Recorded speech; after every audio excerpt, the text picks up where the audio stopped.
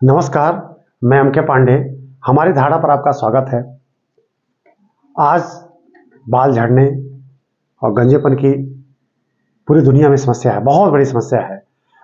मतलब ये इतनी बड़ी समस्या है कि आप जहाँ जाएंगे वहाँ ये समस्या पाएंगे। तो न जाने इस पे कितने सुझाव दिए जाते हैं, क्यों गिरते हैं बाल, क्यों सर के बाल झड़ जा रहे हैं, क्यों गंजापन आ जा रहा है। इस पर न जाने कितनी जानकारियाँ उपलब्ध हैं और न जाने रोज रोज कितनी जानकारियाँ दी जाती हैं। हम भी इस संदर्भ में एक अपनी व्यक्तिगत राय रखना चाहते हैं। हमारे अपने व्यक्तिगत अनुभव पर हमारी राय आधारित है। यह हो सकता है सही भी हो सकता है गलत भी हो। तो एक हमारी राय है और इसका कुछ फ़ायदा तो ज़रूर मिलना चाहिए। तो हम एक अपनी राय रखेंगे और अपनी राय रखें, हम जानकारी शुरू करें।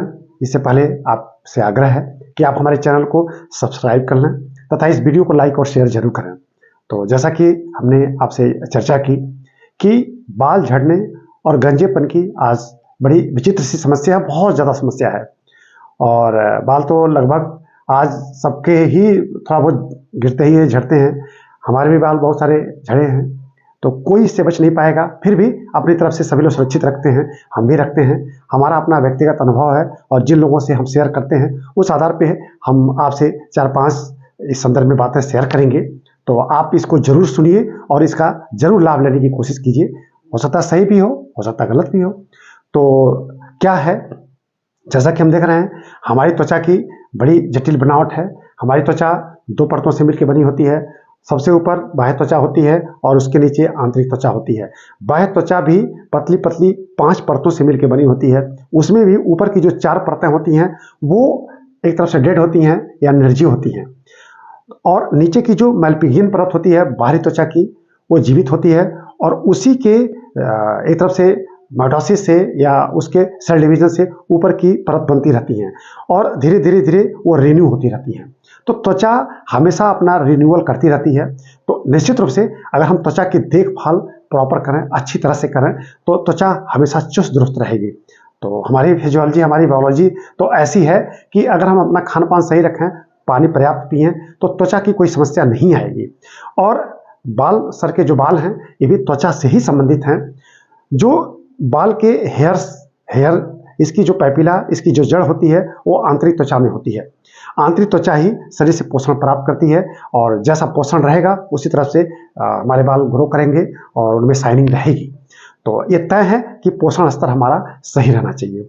तो मेरी समझ से अगर हम अच्छा पोषण रखें और पानी पीने पर पर्याप्त ध्यान दें तो सर के बाल थोड़ा कम ही गिरते हैं या झड़ते हैं। उम्र के अनुसार तो थोड़ा बहुत गिरते ही गिरते हैं।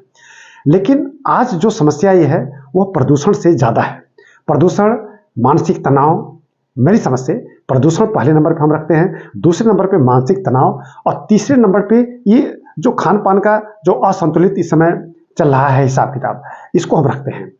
तो और इसके बाद जो आजकल बहुत सारे साबुन, शैम्पू, बहुत सारे ऐसे तेल, हो सकता है इनका भी कुछ प्रभाव हो, हम कह नहीं सकते हैं, क्योंकि हम स्वयं साबुन का बहुत कम प्रयोग करते हैं, शैम्पू का भी हम बहुत कम प्रयोग करते हैं।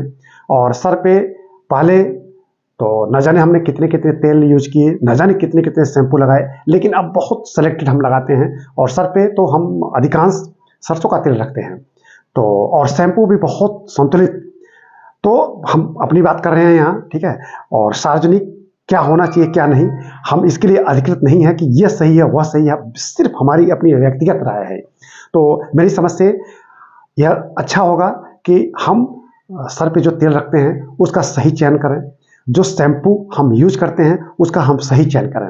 अगर इसका हम सही चयन करते हैं तो एक बात कि हम साफ सफाई ठीक से रखें और सर पे तेल जरूर रखें, तो बाल झड़ने की समस्या से हम बहुत हद तक जो है निजात पा सकते हैं। अब क्या कैसे है, अब तो सब लोग बहुत जानकार हैं, सब लोग होशियार हैं, सब लोग पढ़े लिखे हैं, समझ सकते हैं हमारी बात को। लेकिन एक चीज, जो बाल में रूसी की समस्या आती है, यह रूसी की समस्या ऐसी नहीं है जैसा दिखाया जाता है। त्वचा अपने आप रिन्यू होती रहती है। बाल की सफाई हम करते हैं, बाल बड़े बड़े हैं तो ऊपर ऊपर हम धुल लेते हैं, अंदर अंदर त्वचा का जो रिन्यूअल है या जो उसका रिन्यू पोर्शन है जो ऊपर उठ गया, निकल गया है, वो पपड़ी के रूप में जमा रहता है।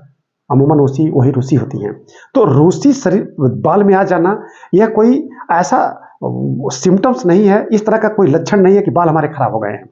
लेकिन अगर गंदगी है बाल में, बाल की सफाई प्रॉपर नहीं हो रही है, तो फंगल और बैक्टीरियल इन्फेक्शन हो जाते हैं।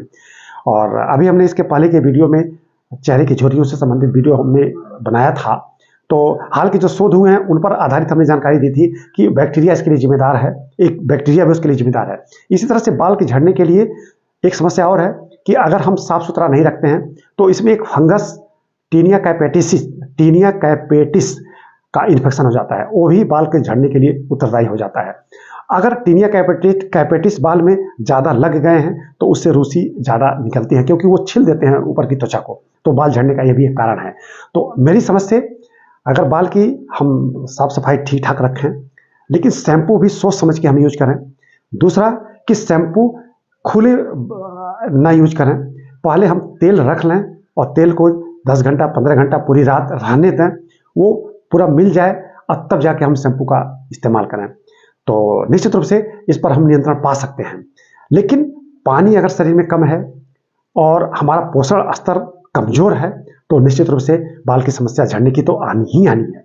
अब हमने देखा कि इसके पीछे, जैसा कि आप पढ़ के समझ सकते हैं, हमने स्वयं पढ़ा है, हम स्वयं बायो के स्टूडेंट्स रहे हैं, तो हमको जानकारी है कि गंजापन केवल पुरुषों में पाया जाता है और वो आनुवंशिक समस्या है। तो गंजापन एक समस्या है, बहुत सारे नवयुवाओं में भी बाल बहुत अर्ली एज में गिर जाते हैं, लेकिन वो तो हो सकता है कि वो आनुवंशिक समस्या हो। लेकिन ये टीनिया कैपेटिस अगर बाल में लग गए हैं ज़्यादा तो उससे भी बाल झड़ता है। दूसरा, खराब शैम्पू या तेल का सेवन, खराब तेल है तो भी उससे भी बाल झड़ जाते हैं। हमने जो पाया कि शैम्पू लगातार करने से बाल में हम तेल भी नहीं रख रहे हैं या सर पे तेल नहीं हम रख रहे हैं या मिला रहे हैं और शैम्पू लगाते चले जा रहे हैं, उससे भी बाल झड़ना प्रारंभ हो जाता है। तो बाल की मजबूती के लिए, इसके पोषण के लिए तेल रखना आवश्यक है। और हम स्वयं पहले तो न जाने कितने कितने तेल हमने यूज किए थे, तो बहुत ज़्यादा नुकसान हमको हुआ था।